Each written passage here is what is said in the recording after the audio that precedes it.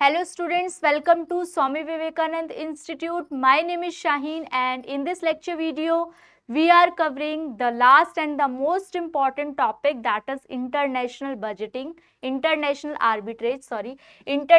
arbitrage and एक और topic इसी के अंदर कवर है and multinational capital budgeting. So financial management के हमने सारे के सारे मोस्ट इंपॉर्टेंट टॉपिक्स को इवन पूरे सिलेबस को डिटेल में डिस्कस कर लिया। अब इससे रिलेटेड हम एमसीक्यू डिस्कस करेंगे नेक्स्ट लेक्चर्स में और आपका पूरा का पूरा एक आपको कोर्स टाइप का मिल गया जिससे आप अच्छे से business finance unit number 4 financial management की प्रैक्टिस कर सकते हो। और कोई भी डाउट है तो आप लोग कमेंट सेक्शन में मेंशन भी कर सकते हो। नाउ आज बात करेंगे इंटरनेशनल आर्बिट्रेज होता क्या है। सो बेसिकली आर्बिट्रेज को समझो। पहले आर्बिट्रेज का मतलब हो गया ये दो मार्केट हैं ए और बी। ये ए मार्केट है, ये बी मार्केट है। ए मार्केट से मैंने 50 पेन्स को खरीदा, ठीक है, 50 पेन्स को खरीदा। 50 के हिसाब से कितने हो गए, 2500 हो गए। अब यही 50 पेन्स मैं बी मार्केट में सेल कर रही हूँ। 50 पेन्स सेल कर रही हूँ 60 के हिसाब से। 50 पेन्स है और अमाउंट है 60 रुपीज, तो मेरे पास कितने हो गए, 3000। अब मुझे इन दोनों मार्केट से सेल और परचेज करने के बाद कितने का डिफरेंस आया, 500 रुपए का। सो ये क्या है, जब एक मार्केट से सस्ते लेवल पे सस्ते दाम पे मैं उस सामान को खरीद रही हूँ, परचेज कर रही हूँ, बाय कर रही हूँ, और दूसरी मार्केट में मैं सेल कर रही हूँ at a higher cost, at a higher level. So ये क्या है, एक आर्बिट्रेज। जो मैं बेनिफिट कमाती हूँ इन दोनों मार्केट के थ्रू वो कहलाता है आर्बिट्रेज। ओके, ये पॉइंट क्लियर हो गया कि आर्बिट्रेज का क्या मतलब है। जब सेम कंट्री में, एक ही कंट्री है, एक मार्केट से मैंने सामान को परचेज किया, buying of assets, and at the same time the same quantity will be sell की सेम क्वांटिटी, और वो क्या हो गई, वहां से मैंने बेनिफिट को कोप अप किया, बेनिफिट को कमाया।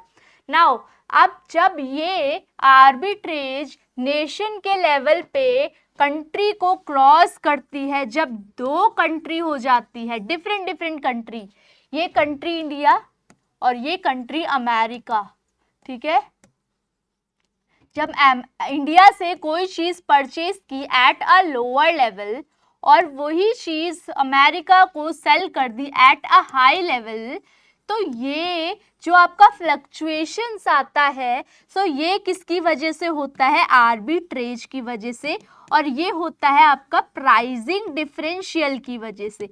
प्राइस डिफरेंशिएशन, प्राइस डिफरेंशियल एक कॉन्सेप्ट है। क्या होता है कि अलग अलग मार्केट में जो मार्केट होती है, इन एफिशिएंसीज की वजह से जो प्राइजेस होता है वो डिफरेंट होता है, इसीलिए जो मीडिएटर्स होते हैं वो वहां से पैसा कमा सकते हैं। सो ये तो आपको अच्छे से समझ आ गया। नाउ इंटरनेशनल आर्बिट्रेज एक ऐसा एक्ट है खरीदने का, बेचने का, बाइंग और सेलिंग, सेम क्वांटिटी, अभी सेम क्वांटिटी थी ना, 50 पेन्स इस मार्केट में और वही 50 पेन्स दूसरी मार्केट में। सो क्या कह रहे, सेम क्वांटिटी है एसेट की, अलग अलग दो मार्केट के अंदर, और इसी से मैंने क्या कमाया, मनी को जनरेट किया, बेनिफिट को कमाया, इसी को मैं क्या बोलूंगी, arbitrage. Now the international arbitrage किस प्रिंसिपल पे काम करता है, प्राइस डिफरेंशियल, जो कि अभी हमने डिस्कस किया। क्योंकि मार्केट की इनएफिशिएंसीज की वजह से प्राइस अलग अलग होते हैं और प्राइस अलग अलग की वजह से ही वहां से बेनिफिट कमाया जा सकता है।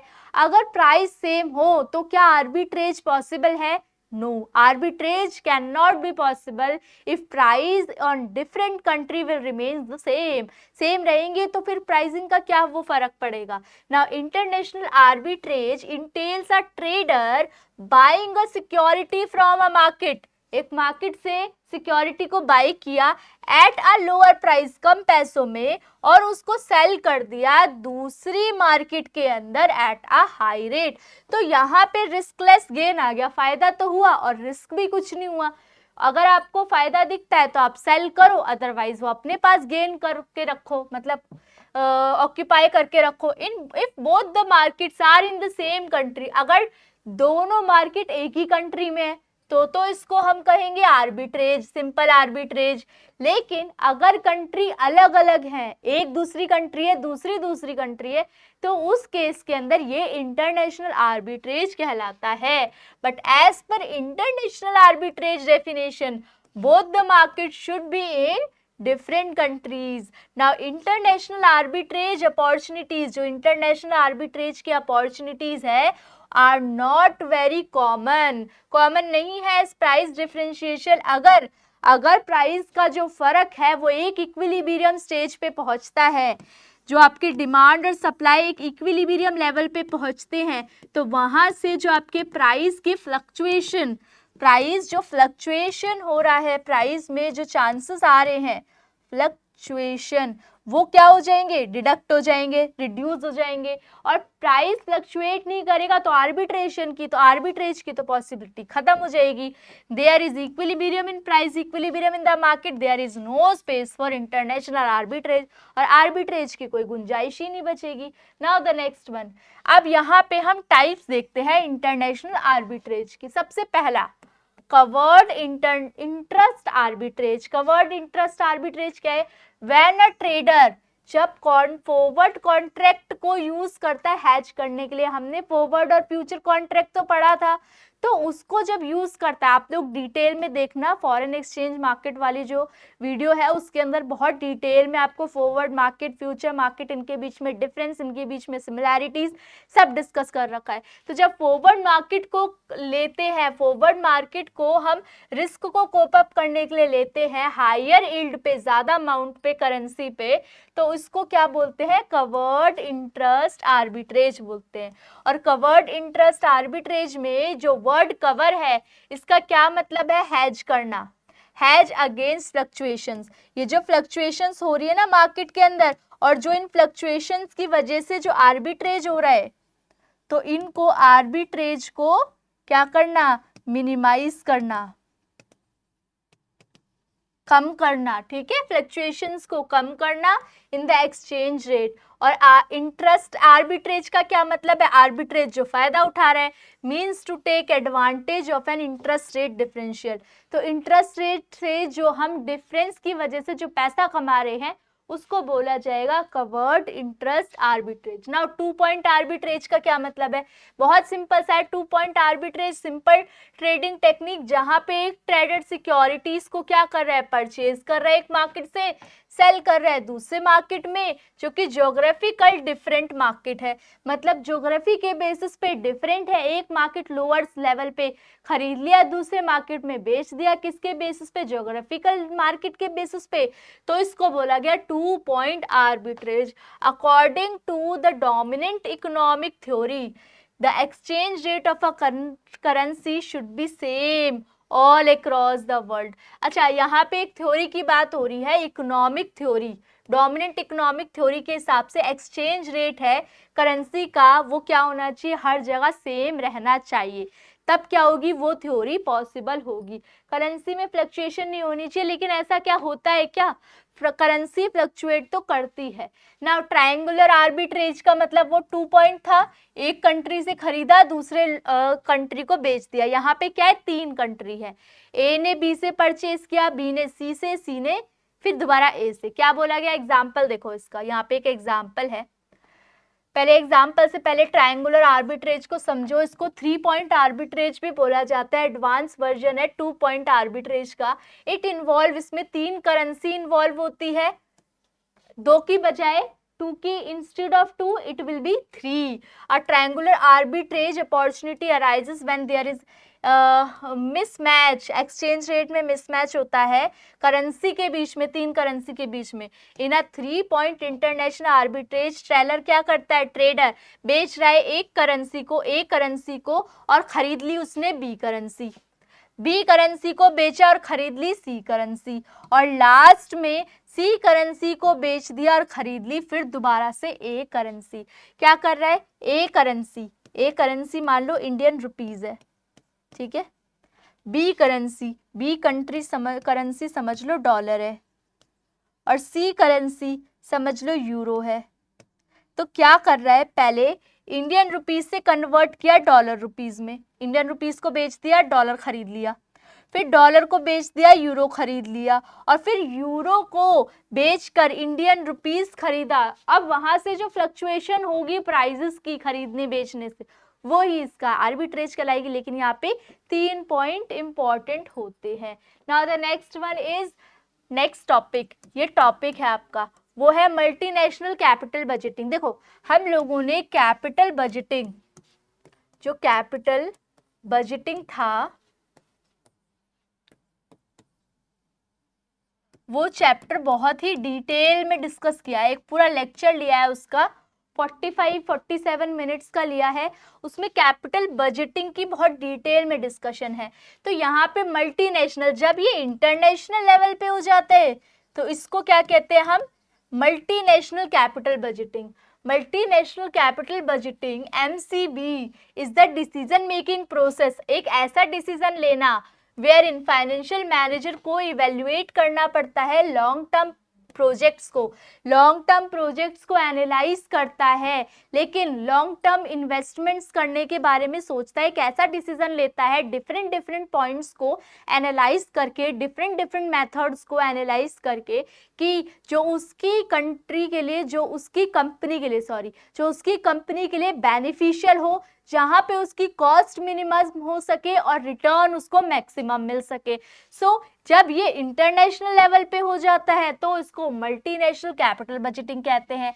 फॉरेन लैंड के बेसिस पे, फॉरेन लैंड मतलब यहाँ पे इंटरनेशनल बोला गया है, नेशन को क्रॉस करते हुए बोला गया है, वर्थी ऑफ इन्वेस्टमेंट, इसमें वही एनपीवी वगैरह, जो एनपीवी, आईआरआर, प्रॉफिटेबिलिटी इंडेक्स, पे बैक पीरियड, सेम कुछ, सब कुछ सेम टू सेम रहेगा। तो उसकी डिस्कशन दोबारा नहीं करेंगे, वो वीडियो के अंदर मैंने ऑलरेडी आपको बता रखा है पूरा, कि किस तरीके से पूरा लेक्चर को डिस्क्राइब कर रखा है, क्या फॉर्मूले यूज होते हैं, एग्जाम के पॉइंट ऑफ व्यू से कितना इंपॉर्टेंट है सब। सो अभी क्या बात करते हैं, कौन कौन से फैक्टर्स अफेक्ट करते हैं एक्सचेंज रेट फ्लक्चुएशंस। क्यों, क्योंकि ये इंटरनेशनल है, करेंसी डिफरेंट होंगी, करेंसी डिफरेंट होंगी, तो इसके लिए क्या होता है, ये एक फैक्टर होता है एक्सचेंज रेट, जिसकी वजह से मल्टीनेशनल कैपिटल बजटिंग क्या होती है, उसको फर्क पड़ सकता है। आपको ये डिसीजन लेना कि लॉन्ग टर्म में कौन सा इन्वेस्टमेंट करूं, कौन सा नहीं करूं, ये उस पर भी डिपेंड करता है इंटरनेशनल, जो कि आपका एक्सचेंज रेट फ्लक्चुएशन है। इन्फ्लेशन के ऊपर भी, महंगाई के ऊपर भी, इन्फ्लेशन ज़्यादा है, दूसरी कंट्री के अंदर इन्फ्लेशन कम है, तो वहाँ से आप उतनी इन्वेस्टमेंट करोगे, अगर आपको ज़्यादा लगेगा तो आप इन्वेस्टमेंट क्यों करोगे, आप रिजेक्ट कर दोगे। फाइनेंशियली अरेंजमेंट, अरेंजमेंट कैसे, आप लॉन्ग टर्म की सोर्सेज की रिक्वायरमेंट कर रहे हो, लॉन्ग टर्म सोर्सेज कहाँ से रेज कर सकते हो। अब जब आप इंटरनेशनली जा रहे हो और आप क्या कर रहे हो, लॉन्ग टर्म इन्वेस्टमेंट का डिसीजन ले रहे हो, तो क्या क्या कर सकते हो आप, ADR, GDR, ये सब इशू कर सकते हो, हम लोगों ने प्रीवियस लेक्चर्स में पढ़ रखा है ना।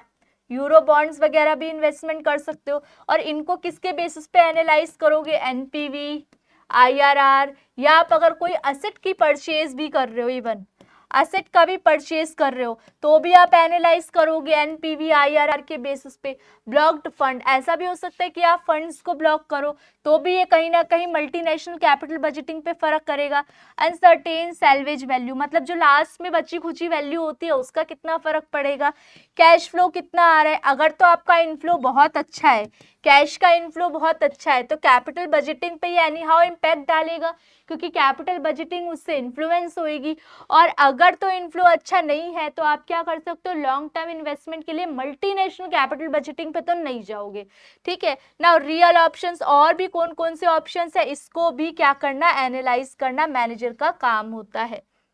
नाउ द नेक्स्ट वन, कौन कौन से रिस्क होते हैं, रिस्क और रिटर्न वाले लेक्चर में मैंने पूरा आपको डिस्क्राइब कर रखा है, रिस्क क्या होते हैं, रिटर्न क्या होते हैं, तो इसको बहुत इलेबोरेट वे में डिस्कस नहीं करेंगे।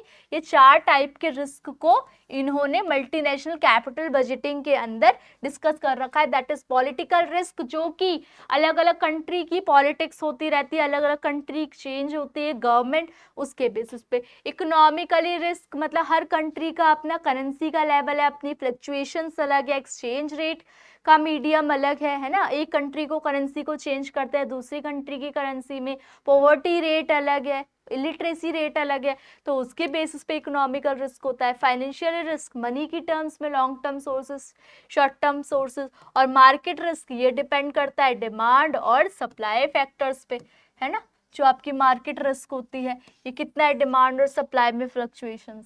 नाउ अब कुछ स्टेप्स होते हैं जो मल्टीनेशनल कैपिटल बजटिंग में कैलकुलेट करने होते हैं। सबसे पहले मैंने कैपिटल रिस्क को देख लिया, इतने सारे एनालाइज कर लिया रिस्क। सबसे पहले क्या करूंगी, अमाउंट निकालूंगी, इनिशियल कैपिटल इन्वेस्टमेंट, मुझे कितनी इन्वेस्टमेंट करनी है।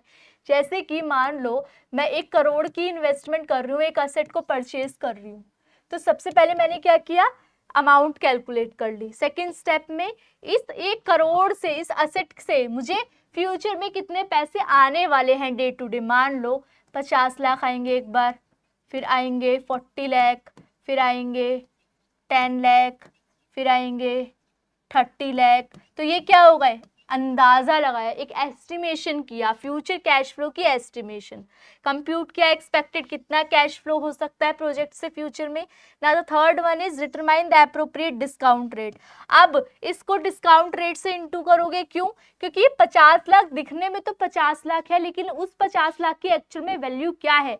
1 करोड़ तो मैं आज लगा रही हूँ ना, और मुझे पेमेंट मिल रही है 1 साल बाद इतनी, 2 साल बाद इतनी, 3 साल बाद इतनी, 4 साल बाद इतनी, तो डिस्काउंटिंग फैक्टर को अटैच करूंगी, 10% है, इन्फ्लेशन रेट कितना चल रहा है उस पर।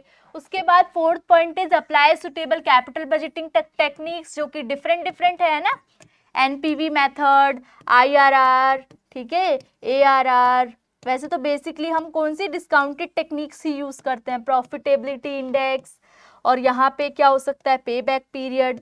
तो इनके बेसिस पे हम क्या करेंगे, अलग अलग प्रोजेक्ट्स को एनालाइज करेंगे, देन इवेल्युएट द प्रोजेक्ट, उनको क्या करेंगे, रैंक देंगे अलग अलग टेक्निक के बेसिस पे, एनपीवी आईआरआर के बेसिस पे, फिर पोस्ट इवेल्युएशन डिसीजन लेंगे, फिर देखेंगे कि एक्सेप्ट करना है या फिर रिजेक्ट करना है। तो हर सिचुएशन मैंने आप लोगों को बहुत डिटेल में बताई थी, एनपीवी कब एक्सेप्ट करनी होती है, कब रिजेक्ट करनी होती है, प्रॉफिटेबिलिटी का क्या पैरामीटर होता है, आईआरआर का क्या पैरामीटर होता है, पे बैक पीरियड क्या कहता है, उसके फायदे उसके क्या नुकसान होते हैं।